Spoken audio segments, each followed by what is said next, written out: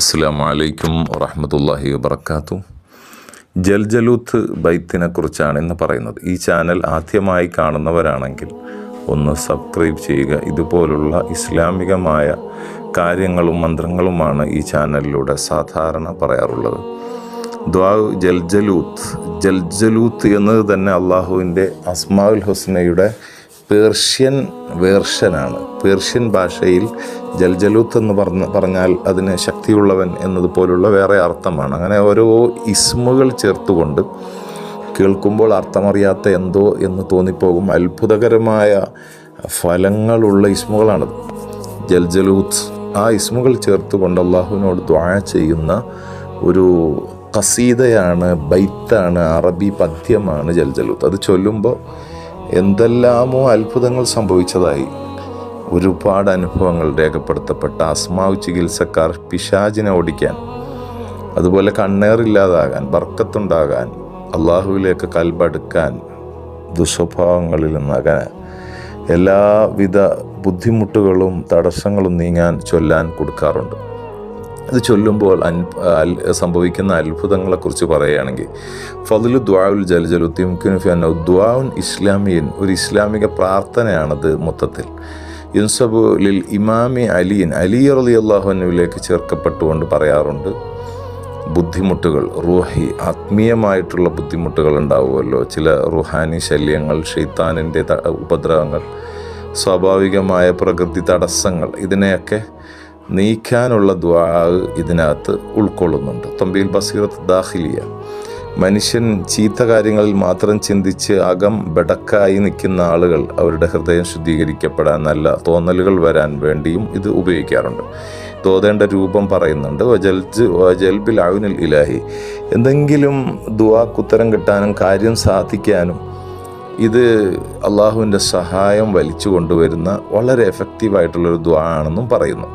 തഹ്ഖീഖുൽ അഗ്റാദിൽ ദുന്യവിയായിട്ടുള്ള ആഗ്രഹങ്ങൾ നിറവേറാൻ, ദീനിയ, ഇനി ദീനിയായ കാര്യങ്ങളായാലും, മിൻ ഖിലാലി അസ്മാഉൽ ഹുസ്ന റുമൂസ്, അസ്മാഉൽ ഹുസ്ന എന്ന അള്ളാഹുവിൻ്റെ നാമങ്ങളുടെ രൂപകൽപ്പനയാണിത്. പല അത്ഭുതങ്ങളുണ്ട്, എല്ലാം പറയാൻ ഈ ചെറിയ വീഡിയോ മതിയാവില്ല. ജൽജലൂത്ത് അത് ബുദ്ധിമുട്ടുകൾ നീക്കുമെന്ന് പറഞ്ഞല്ലോ.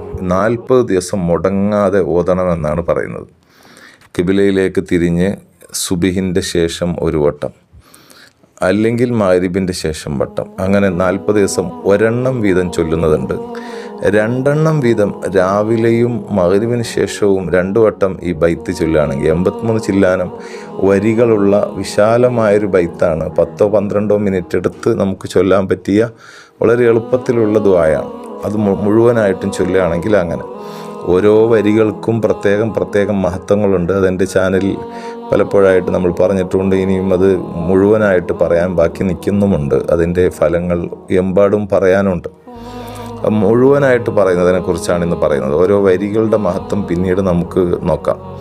അപ്പോൾ ഇത് 40 ദിവസം ചൊല്ലുമ്പോൾ ഉളുവോട് കൂടെ ശബ്ദ കോലാഹലങ്ങളില്ലാത്ത, കുഞ്ഞുങ്ങളുടെ കരച്ചിലും പിടിച്ചലും ഒന്നും ഇല്ലാത്ത, വളരെ സൈലൻ്റ് ആയിട്ടുള്ള സ്ഥലത്ത്, ഒരു റൂമിലോ മറ്റോ കിബിലയിലേക്ക് ഇരിക്കുമ്പോൾ തന്നെ വൃത്തിയോടെയും ഉളുവോടെയും ഇരിക്കുക.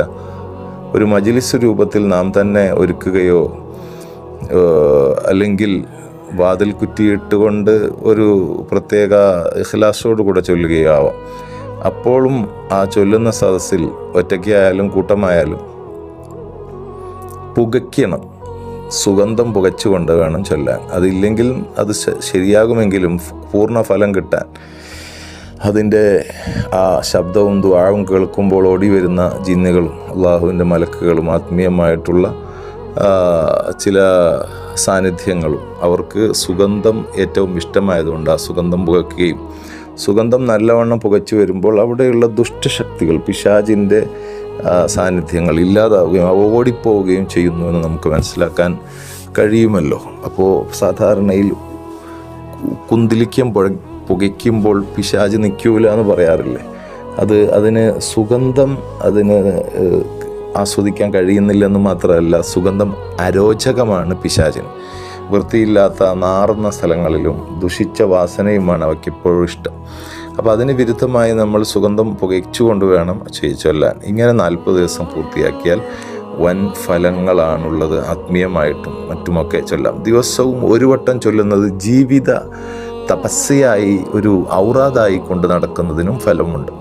ജീവിതത്തിൽ എഴുത്തക്കതന്നെ ബർക്കത്തും ഫി തഹ്ഖീഖിൽ അഹ്ദാഫ്.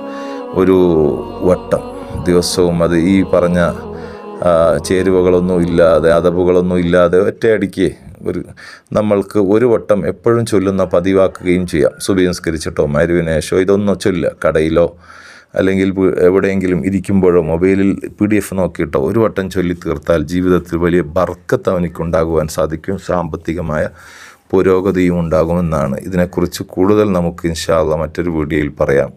തൽക്കാലം ഈ വീഡിയോ കണ്ടവർ ഒരു ലൈക്ക് നടത്തുകയും അൽഹംദുലില്ലാ എന്ന് ഒന്ന് ടൈപ്പ് ചെയ്യുകയും ഈ ചാനൽ സബ്സ്ക്രൈബ് ചെയ്തിട്ടില്ലെങ്കിൽ അത് ചെയ്തു മറ്റുള്ളവരിലേക്കൊന്ന് ഷെയർ ചെയ്ത് കൊടുക്കുകയും ചെയ്യുക. അള്ളാഹു നമുക്ക് ബർക്കത്ത് നൽകട്ടെ. അസ്സലാമു അലൈക്കും.